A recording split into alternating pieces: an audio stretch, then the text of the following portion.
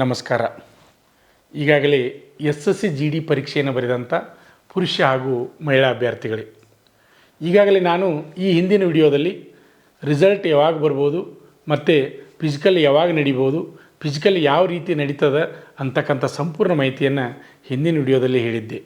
ಆದರೂ ಸಹಿತ ಭಾಳಷ್ಟು ಪುರುಷ ಹಾಗೂ ಮಹಿಳಾ ಅಭ್ಯರ್ಥಿಗಳು ಸರ್ ಒಟ್ಟು ಎಷ್ಟು ಜನ ಅರ್ಜಿಯನ್ನು ಹಾಕಿದ್ದಾರೆ, ಒಟ್ಟು ಎಷ್ಟು ಜನ ಪರೀಕ್ಷೆಗೆ ಕುಳಿತಿದ್ದಾರೆ, ಎಷ್ಟು ಜನ ಅರ್ಜಿ ಹಾಕಿದ್ದಾರೆ, ಸಂಪೂರ್ಣ ಮಾಹಿತಿಯನ್ನು ತಿಳಿಸಿ ಅಂತೇಳಿ ಭಾಳಷ್ಟು ಜನ ಅಭ್ಯರ್ಥಿಗಳು ಕಮೆಂಟ್ಗಳನ್ನು ಮಾಡ್ತಾಯಿದ್ರಿ. ಅದೇ ರೀತಿಯಾಗಿ ಫೋನ್ ಮುಖಾಂತರ ಕೇಳ್ತಾಯಿದ್ರಿ. ಅಭ್ಯರ್ಥಿಗಳೇ, ನಿಮಗಾಗಿ ಈ ವಿಡಿಯೋನ ಮಾಡ್ತಾಯಿದ್ದೀನಿ. SSC GD ಪರೀಕ್ಷೆ ಬರೆದಂಥ ಅಭ್ಯರ್ಥಿಗಳೇ, ನಿಮ್ಗೆ ಗೊತ್ತಿರಲಿ, ಇಲ್ಲಿ SSC GDಗೆ ಸಂಬಂಧಪಟ್ಟ ಹಾಗೆ ಇಲ್ಲಿ ಕ್ಯಾಟಗರಿ ಮೇಲೆ ಇಲ್ಲಿ ಫೈನಲ್ ಆಗಿ ಮೆರಿಟ್ ನಿಲ್ತದೆ. ನಿಮ್ಗೆ ಗೊತ್ತಿರಲಿ, ಇಲ್ಲಿ UR ಇರ್ಬೋದು, ಆಮೇಲೆ OBC ಇರ್ಬೋದು, SC ಇರ್ಬೋದು, ಅಥವಾ ST ಇರ್ಬೋದು, ಅಥವಾ EWS ಇರ್ಬೋದು. ಈ ರೀತಿಯಾಗಿ ಕ್ಯಾಟಗರಿ ವೈಸ್ ಏನು ಮಾಡ್ತಾರಪ್ಪ ಅಂದ್ರೆ ಇಲ್ಲಿ ಮೆರಿಟ್ ಆಧಾರದ ಮೇಲೆ ಫೈನಲ್ ಅಂತಿಮ ಮೆರಿಟನ್ನು ಮಾಡ್ತಾರೆ. ಇದೆಲ್ಲರೂ ನಿಮ್ಗೆ ಗೊತ್ತಿರಬೇಕು. ಅದೇ ರೀತಿಯಾಗಿ ಅಗ್ನಿವೀರ ಆರ್ಮಿ ಒಳಗೆ ಯಾವ ರೀತಿ ಇರ್ತದೆ ಅಂದ್ರೆ ಅಲ್ಲಿ ಯಾವುದೇ ರೀತಿ ಕ್ಯಾಟಗರಿ ಇರೋಂಗಿಲ್ಲ. ನೇರವಾಗಿ ಒಟ್ಟು marks, physical marks plus exam marks ಎರಡು ಕೂಡಿ ಫೈನಲ್ ಮೆರಿಟ ಅಲ್ಲಿ ಮಾಡ್ತಾರೆ. ಆದರೆ SSC GD ಒಳಗೆ ಏನಪ್ಪ ಅಂದ್ರೆ ಮೇನ್ ನೀವೇನು CE ಪರೀಕ್ಷೆಯನ್ನು ಬರೆದಿರ್ತೀರಿ ಆ ಆಧಾರ ಮೇಲೆ ಅಂತಿಮ ಮೆರಿಟನ್ನು ಮಾಡ್ತಾರೆ. ಆಮೇಲೆ ಇನ್ನೊಂದು ಗೊತ್ತಿರಲಿ, ಕೆಲವೊಂದು ವಿದ್ಯಾರ್ಥಿಗಳು ಏನಂತಾರೆ, SSLC ಮಾರ್ಕ್ಸ್ ಹಿಡಿತಾರನ್ರಿ ಅಂತ ಕೇಳ್ತಾರೆ. SSLC ಮಾರ್ಕ್ಸ್ ಏನು ಸಂಬಂಧ ಬರೋದಿಲ್ಲ, ಅದು ಅಪ್ಲಿಕೇಶನ್ ಹಾಕಲಿಕ್ಕೆ ಮಾತ್ರ SSLC ನೀವು ಪಾಸಿಂಗ್ ಆಗಿರಬೇಕು. ಇಲ್ಲಿ ಯಾವುದೇ ರೀತಿ ಅಂತಿಮ ಮೆರಿಟ್ ಬರೋಂಗಿಲ್ಲ. ನೀವೇನು ಪರೀಕ್ಷೆ ಬರಿತೀರಿ ಆ ಆಧಾರ ಮೇಲೆ ಫೈನಲ್ ಆಗ್ತದೆ. ಎಷ್ಟು ಜನ ಅಭ್ಯರ್ಥಿಗಳು ಅರ್ಜಿಯನ್ನು ಸಲ್ಲಿಸಿದ್ದಾರೆ ಅಂತ ಒಬ್ಬ ಅಭ್ಯರ್ಥಿ ಫೋನ್ ಮುಖಾಂತರ ಕೇಳಿದ. ನಿಮ್ಗೆ ಗೊತ್ತಿರಲಿ, RTI ಮಾಹಿತಿ ಪ್ರಕಾರ ಏನಪ್ಪ ಅಂದ್ರೆ 47,45,000 ಜನ ಒಟ್ಟು ಅರ್ಜಿಯನ್ನು ಹಾಕಿದ್ದಾರೆ. ಅದೇ ರೀತಿಯಾಗಿ ಪರೀಕ್ಷೆಗೆ ಎಷ್ಟು ಜನ ಕೂತಾರಪ್ಪ ಅಂದ್ರೆ ಇಲ್ಲಿ 30,36,000 ಜನ ಪರೀಕ್ಷೆಗೆ ಕೂತಾರೆ. ಇಲ್ಲಿ ನೀವು ನೋಡ್ಬೋದು ಅಭ್ಯರ್ಥಿಗಳೇ, ಇಲ್ಲಿ ಏನಾಗೈತಪ್ಪ ಅಂದ್ರೆ 17,09,000 ಜನ ಹೊರಗೆ ಉಳ್ದಾರ ರೀ. ಯಾವ ರೀತಿ ಅವ್ರು ಹೊರಗೆ ಉಳ್ದಾರಪ್ಪ ಅಂದ್ರೆ ಇಲ್ಲಿ ಅಪ್ಲಿಕೇಶನ್ ಹಾಕುವಾಗ ರಿಜೆಕ್ಟ್ ಆದಂಥ ಅಭ್ಯರ್ಥಿಗಳು ಆಗಿರ್ಬೋದು, ಅಥವಾ ಪರೀಕ್ಷೆ ಕೂಡದೇ ಇದ್ದಂಥ ಅಭ್ಯರ್ಥಿಗಳಾಗೋದು. ಒಟ್ಟಾರೆಯಾಗಿ ಏನಪ್ಪ ಅಂದ್ರೆ 17,09,000 ಜನ ಹೊರಗೆ ಉಳಿದಾರೆ. ಪರೀಕ್ಷೆ ಬರೆದವ್ರು ಎಷ್ಟು ಜನ ಅಂದ್ರೆ 30,36,000 ಜನ ಪರೀಕ್ಷೆಯನ್ನು ಬರೆದಾರೆ. ಹಾಗಾದರೆ ಒಟ್ಟು ವೇಕೆನ್ಸಿ ಎಷ್ಟಿದಾವೆ ಅನ್ನೋದು ನಿಮ್ಗೆ ಗೊತ್ತದ. 26,146 ವೇಕೆನ್ಸಿ ಇದಾವೆ ಅಂದಾಗ ನಿಮ್ಗೆ ಇಲ್ಲಿ ವಿಚಾರ ಮಾಡಿರಿ.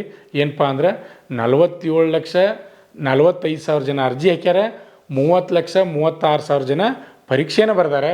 ಸೀಟ್ ಇರುವ ಎಟ್ಟದಪ್ಪ ಅಂದ್ರೆ 26,146 ಸೀಟ್ ಇದಾವೆ. ಹಾಗಾದರೆ ನಾವಿಲ್ಲಿ ಡಿವೈಡ್ ಬೈ ಅನ್ನು ಮಾಡಿದಾಗ ಒಂದು ಹುದ್ದೆಗೆ 116 ಜನ, ಒಂದು ಹುದ್ದೆಗೆ 116 ಜನ ಪರೀಕ್ಷೆಯನ್ನು ಬರೆದಾರೆ. ಹಾಗಾದರೆ ಅಭ್ಯರ್ಥಿಗಳು ನೀವು ವಿಚಾರ ಮಾಡಬೇಕಿಲ್ಲಿ. ಯಾಕಂದ್ರೆ ಒಟ್ಟು ಭಾರತ ದೇಶದಲ್ಲಿ 13 ಭಾಷೆಯಲ್ಲಿ ಪರೀಕ್ಷೆಯನ್ನು ನಡೆಸ್ಯಾರ. ಅದರಲ್ಲಿ ವಿಶೇಷವಾಗಿ ನಮ್ಮ ಕರ್ನಾಟಕದ ಅಭ್ಯರ್ಥಿಗಳಿಗೆ ಕನ್ನಡದಲ್ಲಿ ಸಹಿತ ಪರೀಕ್ಷೆ ನಡೆದದ. ಹಾಗಾದರೆ ಇನ್ನೂ ಒಂದು ನಿಮಗೆ ವಿಶೇಷ ಮಾಹಿತಿ ಗೊತ್ತಿರಲಿ, ಆಲ್ ಇಂಡಿಯಾ ಅಪ್ಲಿಕೇಶನನ್ನು ಕರೆದಾರ, ಅರ್ಜಿಯನ್ನು ತೊಗೊಂಡಾರ, ಪರೀಕ್ಷೆಯನ್ನು ಬರ್ದಾರ. ಕೊನೆಯದಾಗಿ ಇನ್ನೊಂದು ಏನು ಮಾಡ್ತಾರೆ ಅಂದ್ರೆ ಸ್ಟೇಟ್ ವೈಸು ಸಹಿತ ಮೆರಿಟನ್ನು ನಿಲ್ಲಿಸ್ತಾರೆ. ನಮ್ಮ ಕರ್ನಾಟಕ ಬೇರೆ ಬರ್ಬೋದು, ಮಹಾರಾಷ್ಟ್ರ ಚೇಂಜ್ ಆಗ್ಬೋದು, ಅದೇ ರೀತಿಯಾಗಿ ಕೇರಳ ಆಗ್ಬೋದು. ಒಟ್ಟು ಏನಪ್ಪ ಅಂದ್ರೆ ಸ್ಟೇಟ್ ವೈಸ್ ಮೆರಿಟನ್ನು ನಿಲ್ತಾವೆ. ಆ ಮೆರಿಟ್ನಾಗ ಪುರುಷ ಅಭ್ಯರ್ಥಿಗಳ ಮೆರಿಟ್ ಬೇರೆ ಇರ್ತದೆ, ಮಹಿಳಾ ಅಭ್ಯರ್ಥಿಗಳ ಮೆರಿಟ್ ಬೇರೆ ಇರ್ತದೆ. ಅದೇ ರೀತಿಯಾಗಿ ಕ್ಯಾಟಗರಿ ಮೇಲೂ ಸಹಿತ ಮೆರಿಟನ್ನು ಹೊಡಿತಾರೆ. ಇದು ನಿಮಗೆ ಗೊತ್ತಿರಬೇಕು. ಹಾಗಾದರೆ ಅಭ್ಯರ್ಥಿಗಳು ನಿಮ್ಗೆ ಗೊತ್ತಿರಲಿಗ ಏನಪ್ಪ ಅಂದ್ರೆ ಇದೇ ಮೇ ತಿಂಗಳು ಕೊನೆ ವಾರದಲ್ಲಿ ನಿಮ್ಮ ರಿಸಲ್ಟ್ ಬರ್ತದೆ. 15ನೇ ತಾರೀಕು ಬರ್ಬೋದು ಅಂತಂದರೆ ಅಷ್ಟು ಗ್ಯಾರಂಟಿಯಾಗಿ ಏನು ಫಿಕ್ಸ್ ಆಗಿ ನಿಖರವಾಗಿ ಬಂದಿಲ್ಲ. ಆದರೆ ಮೇ ತಿಂಗಳಲ್ಲಿ ನಿಮ್ಮ ರಿಸಲ್ಟ್ ಬರ್ತದೆ. ಅದೇ ರೀತಿಯಾಗಿ ಜೂನ್ 2ನೇ ವಾರದಲ್ಲಿ ಫಿಸಿಕಲ್ ನಿಮ್ಮದು ಪ್ರಾರಂಭ ಆಗ್ತದೆ. ಅಭ್ಯರ್ಥಿಗಳು ಯಾರು ಚೆನ್ನಾಗಿ ಪರೀಕ್ಷೆಯನ್ನು ಬರೆದಿರಿ, ಪುರುಷ ಹಾಗೂ ಮಹಿಳಾ ಅಭ್ಯರ್ಥಿಗಳು ಈಗಿಂದ ನೀವು ರನ್ನಿಂಗ್ ಪ್ರಾಕ್ಟೀಸ್ ಮಾಡಿರಿ. ನಿಮ್ಗೆ SSC GD ಏನಪ್ಪ ಅಂದ್ರೆ ರನ್ನಿಂಗ್ ಭಾಳ ಇಂಪಾರ್ಟೆಂಟ್. ಅದಕ್ಕೆ ಮಾರ್ಕ್ಸ್ ಇಲ್ಲ, ಆದರೆ ನೀವು ಪಾಸ್ ಆಗ್ಬೇಕ್ರಿ. ಮಾರ್ಕ್ಸ್ ಇಲ್ಲ ಆದರೂ ನೀವು ಪಾಸ್ ಆಗಬೇಕು. ಆದರೆ ಇನ್ನೊಂದು ಈಗ ಬಂದಂಥ ಸುದ್ದಿ ಪ್ರಕಾರ ನಾನು ಹಿಂದಿನ ವಿಡಿಯೋದಲ್ಲಿ ಹೇಳಿದ್ದೀನಿ. ಏನಪ್ಪ ಅಂದ್ರೆ ಮೊದಲ CRPFದವರು ಫಿಸಿಕಲನ್ನು ನಡೆಸ್ತಾಯಿದ್ರು. ಈಗ ಯಾರಿಗೆ ಬಂದೈತಪ್ಪ ಅಂದ್ರೆ ITBP ಅವ್ರಿಗೆ ಫಿಸಿಕಲ್ ನಡೆಸೋ ಜವಾಬ್ದಾರಿ ಬಂದದ. ಅದಕ್ಕೆ ITBP ಅವ್ರು ಏನು ಮಾಡ್ಯಾರಪ್ಪ ಅಂದ್ರೆ RFID ಅಂತೇಳಿ ಮಾಡ್ಯಾರ. ಈಗಾಗಲೇ ಡೆಲ್ಲಿ ಪೊಲೀಸ್ ಫಿಸಿಕಲ್ದಲ್ಲಿ ಏನು ಮಾಡಿರಪ್ಪ ಅಂದ್ರೆ RFIDಯನ್ನು ಕಟ್ಟಿ ರನ್ನಿಂಗನ್ನು ಮಾಡಿಸಿರು. ಅದು ಸಕ್ಸಸ್ ಆಯಿತು. ಅದೇ ರೀತಿಯಾಗಿ ಈಗ ITBP ಅವರು SSC GD ಅಭ್ಯರ್ಥಿಗಳಿಗಾಗಿ RFIDಯನ್ನು ಕಟ್ಟಿ ರನ್ನಿಂಗನ್ನು ಮಾಡಿಸ್ತಾ ಇದ್ದಾರೆ. ಅದು ಏನಿತ್ತಪ್ಪ ಅಂದ್ರೆ ಮೊದಲ 5 ಕಿಲೋಮೀಟರ್ ರನ್ನಿಂಗನ್ನು ರಸ್ತೆ ಮೇಲೆ ಬಿಡ್ತಾಯಿದ್ರು. ಅಲ್ಲಿ ಏನಿತ್ತಪ್ಪ ಅಂದರೆ 24 ನಿಮಿಷ ಒಳಗೆ ಕಂಪ್ಲೀಟ್ ಮಾಡಬೇಕು. ಇದು ಪುರುಷ ಅಭ್ಯರ್ಥಿಗಳು. ಈಗೇನು ವಿಚಾರ ಮಾಡಿಪ್ಪ ಅಂದ್ರೆ ಟ್ರ್ಯಾಕ್ನಲ್ಲಿ ಅಂದ್ರೆ ರನ್ನಿಂಗ್ ಗ್ರೌಂಡ್ದಲ್ಲಿ ರನ್ನಿಂಗನ್ನು ಬಿಡ್ಬೇಕಂತ ಮಾಡಿದ್ದಾರೆ. ಅಲ್ಲಿ ಏನಾಗ್ತದಪ್ಪ ಅಂದರೆ ವಿಶೇಷವಾಗಿ ನಾನು ಈಗಾಗಲೇ ಹೇಳೀನಿ, ವಿಶೇಷವಾಗಿ ಎಲ್ಲ ಕಡೆ 400 ಮೀಟರ್ ಟ್ರ್ಯಾಕ್ ಇರ್ತಾವೆ. 400 ಮೀಟರ್ ಟ್ರ್ಯಾಕ್ ಇತ್ತಂದ್ರೆ ನೀವು ಎಷ್ಟು ರೌಂಡ್ ಓಡಬೇಕಂದ್ರೆ 12.5 ರೌಂಡ್ ಓಡಬೇಕು. 12.5 ರೌಂಡ್ ಓಡ್ರಿ ಎಷ್ಟಾಗೈತಪ್ಪ ಅಂದ್ರೆ 5,000 ಮೀಟ್ರ್ ಆಗ್ತದೆ. ಅದು 24 ನಿಮಿಷ ಒಳಗೆ ಕಂಪ್ಲೀಟ್ ಮಾಡಬೇಕು. ಇದು ಪುರುಷ ಅಭ್ಯರ್ಥಿಗಳಿಗೆ. ಅದೇ ರೀತಿಯಾಗಿ ಮಹಿಳಾ ಅಭ್ಯರ್ಥಿಗಳು ಈಗಾಗಲೇ ನಾನು ಹೇಳೀನಿ, ಆದರೂ ಮತ್ತೊಂದು ಸಲ ನೆನಪು ಮಾಡಿ ಕೊಡ್ತಾ ಇದ್ದೀನಿ. 1.6 ಕಿಲೋಮೀಟರ್ ಅಂದ್ರೆ 1600 ಮೀಟ್ರ್ ಓಟವನ್ನು 8.5 ನಿಮಿಷನಾಗ ಓಡಿ ಕಂಪ್ಲೀಟ್ ಮಾಡಬೇಕು. ಇಲ್ಲಿ ಫಸ್ಟ್ ಗ್ರೂಪ ಸೆಕೆಂಡ್ ಗ್ರೂಪ ತಿರಂಗಿಲ್ಲ, ಇದು ಗೊತ್ತಿರಬೇಕು. ಆರ್ಮಿ ಒಳಗೆ ಹೆಂಗಿರ್ತದೆ ರೀ, ಈಗ ಪುರುಷ ಅಭ್ಯರ್ಥಿಗಳಿಗೆ 5:30 ಓಡ್ರೆ ಫಸ್ಟ್ ಗ್ರೂಪ್ ಅಂದರೆ ಎಕ್ಸಲೆಂಟ. ಆಮೇಲೆ 5:31ರಿಂದ 5:45 ಓಡ್ರೆ ಸೆಕೆಂಡ್ ಗ್ರೂಪ್ ಅಂತ ಮಾಡ್ತಾರೆ ಅಲ್ಲಿ, ಅದು ಬೇರೆ. ಇಲ್ಲಿ ಆರ್ಮಿದು ಲೇಡೀಸು 2 ಗ್ರೂಪ್ ಇರ್ತಾವೆ.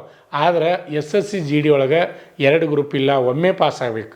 ಪುರುಷ ಅಭ್ಯರ್ಥಿಗಳು 24 ನಿಮಿಷ ಒಳಗೆ ಓಡಿ 5 ಕಿಲೋಮೀಟರ್ ರನ್ನಿಂಗ್ ಪಾಸ್ ಮಾಡಬೇಕು. ಅದೇ ರೀತಿಯಾಗಿ ಮಹಿಳಾ ಅಭ್ಯರ್ಥಿಗಳು 1600 ಮೀಟ್ರ್ ಓಟವನ್ನು 8.5 ನಿಮಿಷನಾಗ ಓಡಿ ಪಾಸ್ ಮಾಡಬೇಕು. ಇದಷ್ಟೇ ಇರ್ತದೆ. ಇಲ್ಲಿ ಹೈ ಜಂಪ, ಲಾಂಗ್ ಜಂಪ, ಗುಂಡೆಸೆತ ಯಾವುದೇ ರೀತಿ ಬರೋದಿಲ್ಲ. ರನ್ನಿಂಗ್ ಒಂದು ಪಾಸ್ ಮಾಡಿದ್ರೆ direct SSC GD physical pass ಆಗ್ತದೆ. ಆಮೇಲೆ ನೆಕ್ಸ್ಟ್ ಬರೋದು ಏನಪ್ಪ ಅಂದ್ರೆ ಹೈಟ. ಪುರುಷ ಅಭ್ಯರ್ಥಿಗಳಿಗೆ ಚೆಸ್ಟ್, ಆಮೇಲೆ ವೇಟ ನೋಡ್ತಾರೆ. ಮಹಿಳಾ ಅಭ್ಯರ್ಥಿಗಳು ಸಹಿತ ಹೈಟ ವೇಟ ನೋಡ್ತಾರೆ. ಇದಾದಮೇಲೆ ನೆಕ್ಸ್ಟ್ ಏನಪ್ಪ ಅಂದ್ರೆ ಮೆಡಿಕಲ್ ಬರ್ತದೆ. ಮೆಡಿಕಲ್ ಆದಮೇಲೆ ಡಾಕ್ಯುಮೆಂಟ್ ವೆರಿಫಿಕೇಷನ್ ಬರ್ತದೆ. ಡಾಕ್ಯುಮೆಂಟ್ ವೆರಿಫಿಕೇಷನ್ ಮೇಲೆ ಅಂತಿಮ ಮೆರಿಟ್ ಬರ್ತದೆ. ಮೆರಿಟ್ ಯಾವ ರೀತಿ ಮಾಡ್ತಾರಪ್ಪ ಅಂದ್ರೆ ಕ್ಯಾಟಗರಿ ವೈಸ್ ಹೊಡಿತಾರೆ ಅಭ್ಯರ್ಥಿಗಳೇ. ಈ ವಿಡಿಯೋ ನಿಮಗೆ ಇಷ್ಟವಾಗಿದೆ ಅನ್ಕೋತೀನಿ. ಈ ವಿಡಿಯೋ ನಿಮಗೆ ಇಷ್ಟವಾದರೆ ಲೈಕ್ ಮಾಡಿ, ಹಾಗೆ ನಿಮ್ಮ ಸ್ನೇಹಿತರಿಗೆ ವಿಡಿಯೋವನ್ನು ಶೇರ್ ಮಾಡಿ. ಇನ್ನೂ ಯಾರು ನಮ್ಮ ಯೂಟ್ಯೂಬ್ ಚಾನಲನ್ನು ಸಬ್ಸ್ಕ್ರೈಬ್ ಮಾಡಿಲ್ಲ ಅಂಥವರು ಈ ಕೂಡಲೇ ಸಬ್ಸ್ಕ್ರೈಬ್ ಮಾಡಿ ಮುಂದೆ ಬರ್ತಕ್ಕಂಥ ಪ್ರತಿಯೊಂದು ವಿಡಿಯೋನ ನೋಡ್ತಾ ಇರಿ. ಅಭ್ಯರ್ಥಿಗಳಿಗೆ ನಿಮ್ಗೆ ಗೊತ್ತಿರಲಿ, 10ನೇ ತರಗತಿ ಪಾಸ್ ಆದಂಥ ಅಭ್ಯರ್ಥಿಗಳಿಗೆ ಒಳ್ಳೆಯ ಅವಕಾಶ ಅದ. ಈಗಾಗಲೇ RPF ಅರ್ಜಿ ಕರೆದಿದ್ದಾರೆ. ಇದೇ ತಿಂಗಳು 14ನೇ ತಾರೀಕು ಲಾಸ್ಟ್ ಅದ. ನಿಮ್ಗೆ ಸಿಗೋದು ಇನ್ನು 2 ದಿನ ಮಾತ್ರ. ಅರ್ಜಿಯನ್ನು ಹಾಕ್ರಿ. ಅದೇ ರೀತಿಯಾಗಿ ನೆಕ್ಸ್ಟ್ ಮತ್ತೆ ಯಾವ್ದು ಕರೆದಾರಪ್ಪ ಅಂದ್ರೆ SSC ಒಳಗೆ MTS ಮತ್ತು ಹವಾಲ್ದಾರ್ ಪೋಸ್ಟ್ ಕರೆದಾರ. ಅದು 10ನೇ ತರಗತಿ ಮೇಲದ. ಅದ್ರ ಬಗ್ಗೆನೂ ಈ ಹಿಂದೆ ನಾವು ವಿಡಿಯೋನ ಮಾಡಿ ಹಾಕಿದ್ವಿ. ಅದೇ ರೀತಿಯಾಗಿ ನೆಕ್ಸ್ಟ್ ಆಗಸ್ಟ್ನಲ್ಲಿ ಮತ್ತು SSC GD ಕಾಲ್ಫಾರ್ಮ್ ಅಂತ ಹೇಳಿದ್ದಾರೆ.